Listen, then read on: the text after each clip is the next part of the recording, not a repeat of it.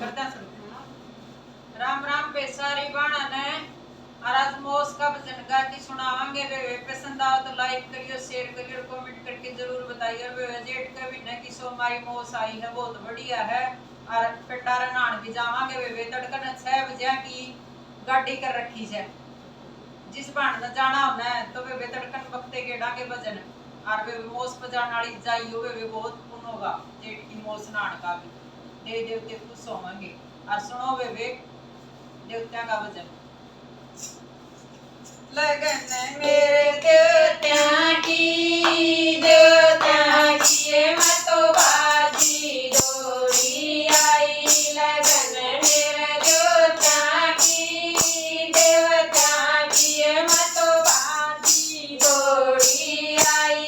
देवत मारे नालो ने ओ मतो बंदन मावण आई। देवत मारे नालो ने ओ मतो तमण मावण आई।